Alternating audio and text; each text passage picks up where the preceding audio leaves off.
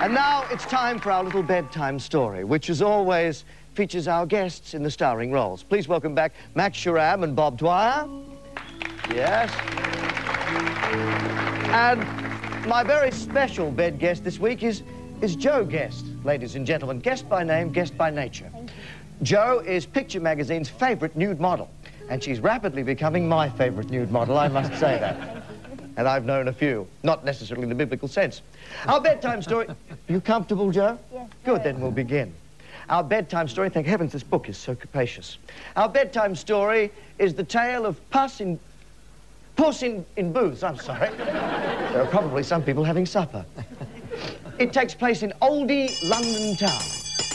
Hear ye, hear ye! It's 9:33 and we're very late and all is well. Yes, do you hear that, Bob? You've still got a job. Our story is set in the 18th century and every joke, gag, has been authenticated as at least 200 years old by ugly Dave Gray, and he should know. Thank you. Once upon a time in oldie London town, back when people couldn't spell old, there lived a cat called Puss. Meow.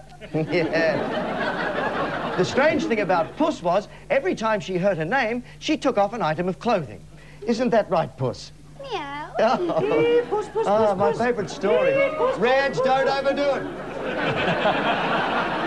Don't you want to be... Try. Don't you want to be titillated? Oh, that's the idea. Of course you do. Yes, the lovely Puss, Meow. there we go, stout fellow, belonged to the Lord Mayoress of London, Mrs. Slocum, who loved her very much. Mrs. Slocum? I'm very proud of my Puss. Meow. And removes an item of clothing. Yes, everyone was fond of her, including a young man named Dick Whittington. E = MC squared. Clever Dick. Dick had travelled to Soho to claim his inheritance. Did Dick? Dick did. Lucky Dick. Eat your heart out, Gra-Gra. Dick's father, Samuel Whittington, had left him a peep show called the Samuel Peep Show. Samuel Peeps, a joke for our better educated audience members? No, Reg, of course not. Mrs. Slocum wanted to close all the Soho peep shows and say goodbye to all the perverts. Yes. See you later, masturbator. After a while... Pedophile. Thank you. She could have... She has a lovely voice. But Puss... Meow.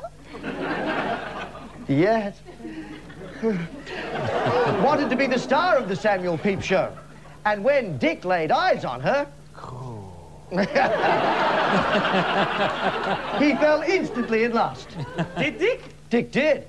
Dirty Dick. Yes. Isn't that something we hate? He took her in his arms. Do you want to be in my peep show? I'd love to. You say perhaps, Oh, actually. sorry. Never mind. Yes. Now on with it, Dick. Great, with a sexy cat like you, punters will pay a fortune. Maybe as much as a farthing. Farthing, Reg, with an H. I'm awfully sorry. Hang on a moment. Hello? Yep. Bob Dwyer, yeah, he's here. I can't tell him that. He's in the middle of a story on live television. It might ruin his motivation. Wrong number. Back to the story. Just then, Mrs. Slocum burst into the Samuel Peep Show. Get your hands off my Puss. Meow. Removes an item of clothing. But Mrs. Slocum... Oh, I'm sorry, that's your line, Dick. But Mrs. Slocum, you've got the most beautiful puss I've ever seen. Meow. Reggie, sorry, we're running late. We're running late. Back to the story. The Samuel Peep Show was a huge success, and I can see why. Oh, I love my work.